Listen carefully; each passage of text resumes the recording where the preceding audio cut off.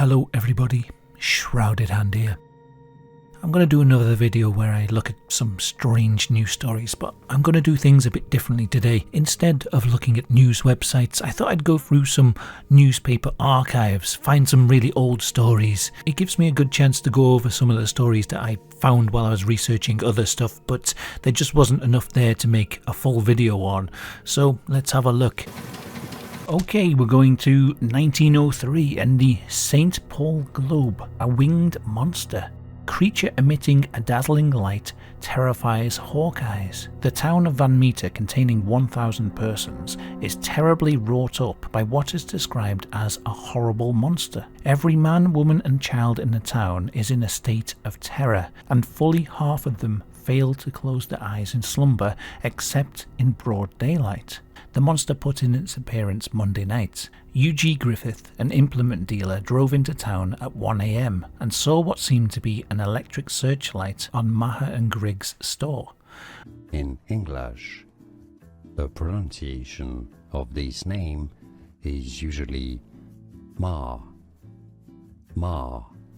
While he gazed, it sailed across to another building and then disappeared. His story was not believed the next day, but the following night, Dr. A.C. Olcott, who sleeps in his office on the principal street, was awakened by a bright light shining in his face. He grabbed a shotgun and ran outside the building, where he saw a monster, seemingly half human and half beast, with great bat-like wings. A dazzling light that fairly blinding him came from a blunt, horn-like protuberance in the middle of the animal's forehead, and it gave off a stupefying odour that almost overcame him. Yeah, I mean, at first this sounded like a Mothman story, but the thing's got a light-up horn in the middle of its head. The doctor discharged his weapon and fled into his office, barring the doors and windows, and remained there in abject terror until the morning. Peter Dunn, cashier of the only bank in the town, fearing bank robbers, loaded a repeating shotgun with shells filled with buckshot and prepared to guard his funds the next night. At 2 o'clock he was blinded by the presence of a light of great intensity. Eventually he recovered his senses sufficiently to distinguish the monster and fired through the window. The plate glass and sash were torn out and the monster disappeared. The next morning the imprints of great three-toed feet were discernible in the soft earth. Plaster casts of them were taken. That night Dr. O.W. White saw the monster climbing down a telephone pole, using a beak much in the manner of a parrot. As it struck the ground it seemed to travel in leaps, like a kangaroo, using its huge featherless wings to assist. It gave off no light. He fired at it. I love this. Everyone in the town seems to be carrying a gun round and they just fire at this thing as soon as they see it. He fired at it and he believes that he wounded it. The shot was followed by an overpowering odour. Sidney Gregg, attracted by the shot, saw the monster flying away. But the climax came last night. The whole town was aroused by this time. Professor Martin, principal of the schools, decided that upon the description it was an antediluvian animal. Sorry, I'm thick. What does antediluvian mean? Antediluvian literally means before the flood, referring to the period before the Great Flood in the biblical story of Noah. So he says it was an antediluvian animal. Shortly after midnight, J.L. Platt, foreman of the brick plant, heard a peculiar sound in an abandoned coal mine. And oh my god, it's going into an abandoned coal mine now. This is turning into a Scooby-Doo story. The men had reported a similar sound before.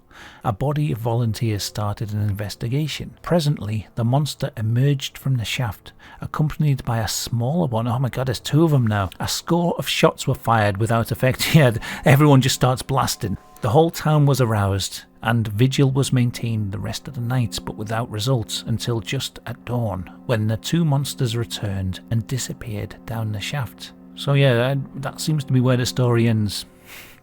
The two monsters returned home, they went into the abandoned mine shaft, and then I guess the villagers just went, oh well, that's over with. It's an interesting story. I'd not heard this one before. I don't know whether this is a well-known story, but it wasn't on my radar. If this whole thing isn't just made up, then the witnesses seem really credible.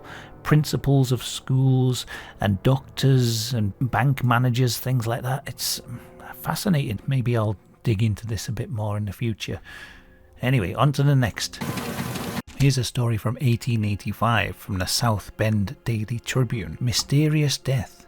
Just as we go to press, we learn from Mr. John Good, living 9.5 miles south of the city, of the death of one Thomas Nicholson, whom he found in Urban's saloon on Thursday night and hauled him to his house at Mr. Hathaway's 9 miles south. As he started to come out of the saloon, he fell full length upon the floor. He was picked up and thought to be stupefied with liquor, but upon examination when they reached home, he was found to be dead.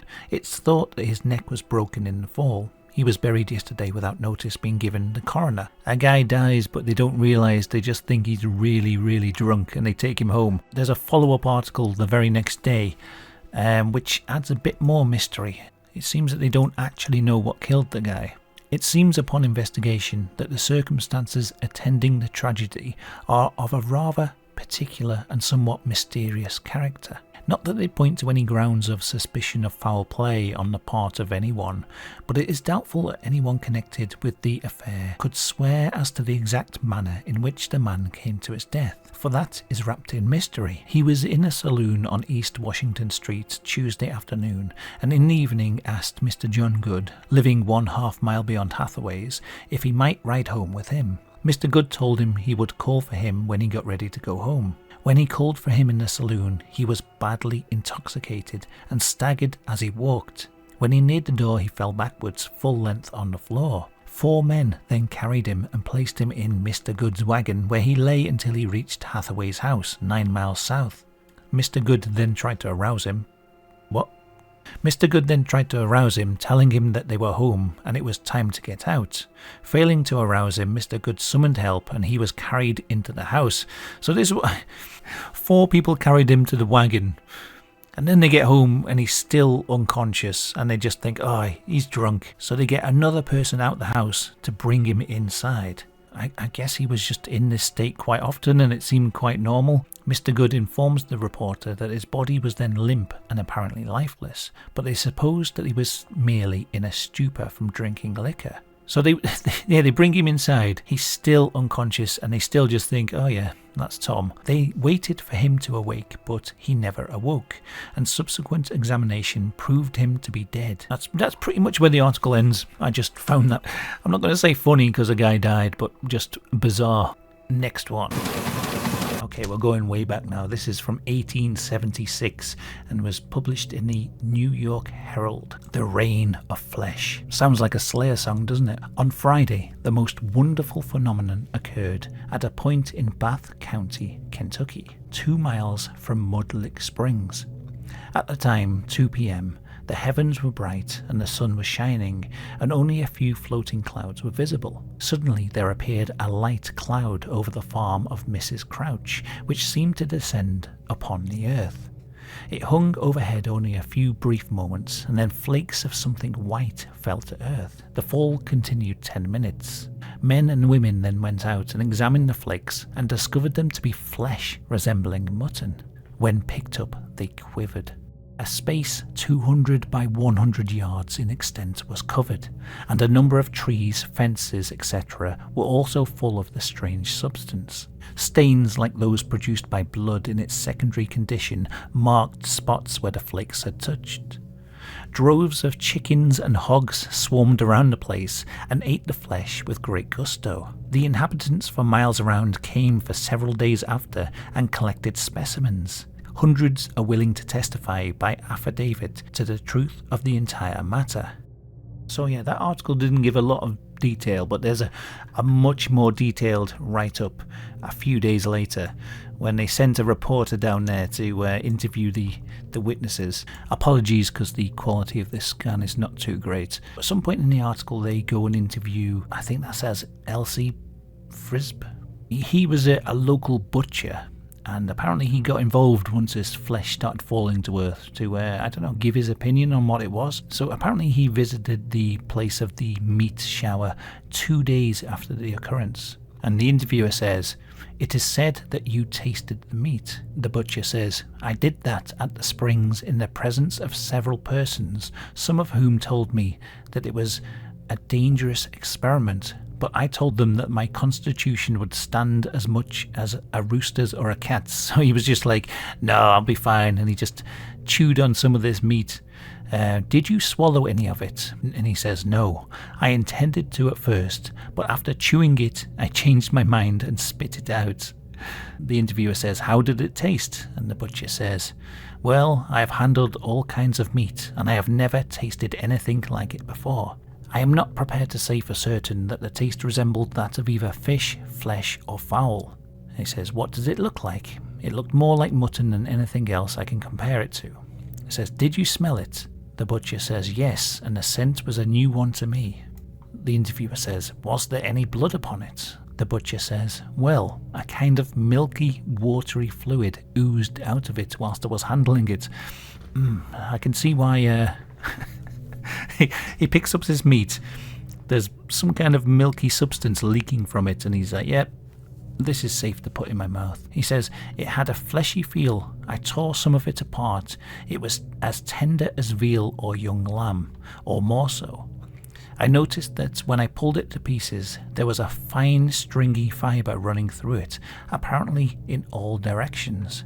Anything else interesting in this lengthy article here? Oh yeah, he asked Mrs. Crouch, the woman who first witnessed the meat shower, about the animals that had eaten the meat, because it says it was eaten by cats, dogs, hogs and chickens. Did it have any peculiar effects upon them? And she says, well, I've not noticed anything unusual among them since, only the dog, who became very sick the other day and now is very badly off, but I couldn't say whether it was the meat that made him so. I never knew him to be this way before. So yeah, the dog gets sick after eating it, but she's not too sure whether the mystery meat falling from the sky did it. So I did look this up. There was another article from 2019 which shows somebody preserved a piece of the meat in a bottle, and it's still going. Obviously, in the years that have gone past, the ability to analyse this material has improved, and it says in this article, one scientist who tested the meat said it was the tissue from the lungs of a child or goat. A child or a goat. One theory that didn't get a lot of attention was by Robert Peter, a scientist at Transylvania University.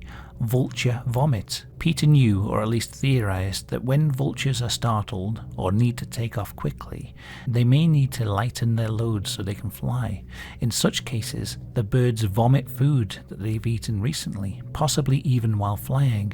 This theory is believed today to be the most likely, although Goad pointed out it had a big hole. To believe the vulture vomit theory is to disbelieve the account of the only person who saw it happen.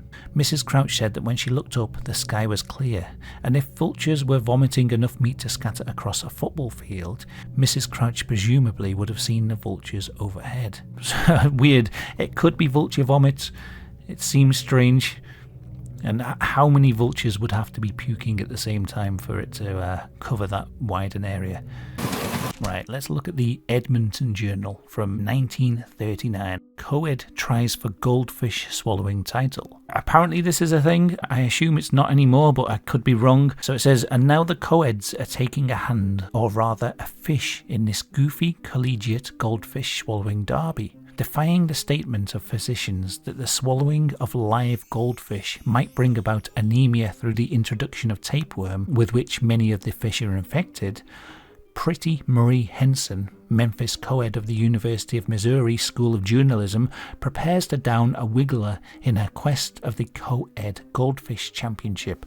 She seems to be absolutely loving it.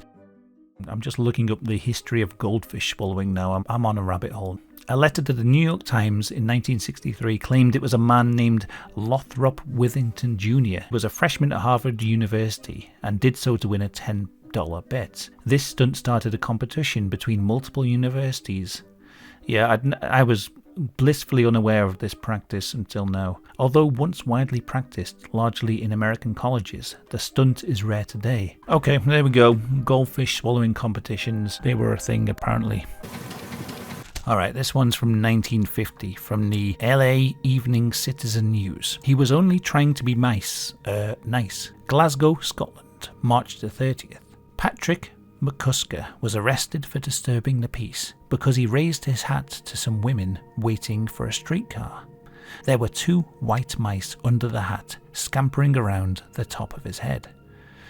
And that's the entire story. I would be delighted if someone did that to me. Okay, on to the Troy Republican from 1924. Another short one here, but this one's very interesting. A creepy mystery. 3 times, a tall man wearing a long black coat, a cowboy hat, has appeared in Sedan within the last 8 months, each time bringing with him a handcuffed man. He made his prisoner bow to a certain grave in the cemetery near Hiawatha. A revolver enforced obedience. The visit to the cemetery was made each time at midnight. So this one comes from the province and was printed in 1957, but apparently the actual story happened a lot earlier. Kidnapped by a Sasquatch. A Fort Langley man says he was kidnapped and held captive for 1 week by a Sasquatch family and escaped when he fed one a box of snuff. Albert Ostman told his story this week to William Rowe. Mr. Ostman and Mr. Rowe were brought together after Mr. Ostman read of Mr. Rowe's experience in sighting a female Sasquatch. Mr. Ostman said he was on a prospecting trip about 75 miles north of the head of Toba Inlet. He was then kidnapped during the middle of the night by the Old Man Sasquatch as he slept in a sleeping bag in the summer of 1924. 1924 is when a lot of weird stuff happens, I've noticed. The last story was from 1924 as well. I didn't know it was the Old Man Sasquatch at the time, Mr. Ostman said. All I knew is that I was being carried and that the sleeping bag was pulled so tight around my neck that I almost choked. He just slung me over his shoulder and away we went. He was taken to a cave-like shelter under a rock cliff where he saw an old female Sasquatch and a young male and female. The old man was about 7 feet tall and weighed between 500 and 600 pounds. The old lady was slightly smaller, while the young male stood 6 feet and weighed 200 pounds. He described them as being completely covered with short hair and wore no clothing. Their food consisted of fruits and nuts and no meat. Mr. Ostman said he was running short of supplies and decided he must escape from the family, although at no time did they molest or harm him. So, yeah, this is interesting. He says they were definitely human, although primitive, and seemed more curious about me than anything. Every time I would attempt to leave, though, the old man would block the way. But one day I was taking a bit of snuff and I noticed the old man was very curious, so I handed him the tin. He just opened his mouth and emptied the tin in one gulp. And was he ever sick? While the old man was busy being sick, I grabbed my belongings and ran as fast as I could. I got away okay and I wasn't harmed a bit, but after living with them for a week, I'm sure that they are merely a band of Indians that have lost touch with civilization. They don't want to harm anyone and don't want anyone to harm them. My advice to anyone going out hunting for them is just to leave them alone. They probably don't want any part of us and I don't blame them. Their speech was a sort of chattering, and even though they wore no clothing, they used blankets made of moss woven into strips of cedar bark, and they never used a fire. I don't know, I found this very interesting. The fact that he came away from the experience, I mean, if this did happen, if the whole thing is true, let's just assume it is. He lived with them for a week and he came away from it just thinking they were primitive humans who lived in the woods, and that's very different to other descriptions of Bigfoots and Sasquatch type creatures that I've heard before. Fascinating, and I also really like the story of how he got away. Just giving the old man a tin of snuff and he just eats it and froze up. That gives him his chance to get out of there. Okay, let's go to the Cincinnati Daily Inquirer, a story from 1880. I tried my best to find a goblin story. This is probably as close as we're going to get. Bugaboo Business, Doings of Spooks in Logan County, Bell Center, Ohio, July the 23rd. About 3 miles northwest of town, there is a farm known as the Zala Place, one of the oldest in the state and owned by the heirs, one of whom occupies it. On last Friday afternoon, the folks went blackberrying, and 2 of the children went to a picnic nearby. About 5 o'clock the children returned, and they say, as they came into the yard, a man of small stature, bow-legged and very ragged, came out of the kitchen, walked past them, opened the garden gate, and went in. He then jumped over the picket fence into the barnyard and disappeared in the barn. The children, becoming frightened at his strange actions, went to a neighbour's house about half a mile distant and returned home in the evening. When their parents returned, they related their story. Mr. Zala tracked the man through the garden and barnyard by noticing 3 large-headed nails in the impression of a boot heel. At the barn, all traces were lost. Now comes the mystery. Mrs. Zala went out to the barnyard to milk. Corn cobs commenced falling near her like someone was throwing at her. Mr. Zala was standing nearby, but he didn't notice them. She asked him if he saw that, and he answered no. Just then, a large one hit near him, but he could not see where it had come from. During Saturday, the children were hit with corn cobs, pieces of bark, and small stones every time they attempted to go into the barnyard. 2 of the family, one a boy of 7 and the other a young lady of 18, seemed to attract the most. When they came near, the missiles were sure to fly. The boy especially was hurt about the face with small stones. One of the neighbours, coming to witness the shower, was hit in the back by a wooden pin that had been used to fasten a large gate. A trace chain had been ploughed up, was hung on a corner of the corn crib near the barn, also went sailing in the air in search of something to light on.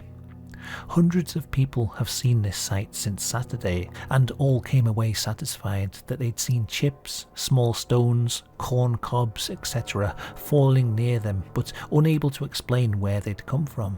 One man says he saw corn cobs start from the ground and soar over his head and light on the ground without the least noise. Another one says he was standing near a chicken house, the door of which was open, when some half-dozen cobs came flying out. The house was searched, but nothing was found.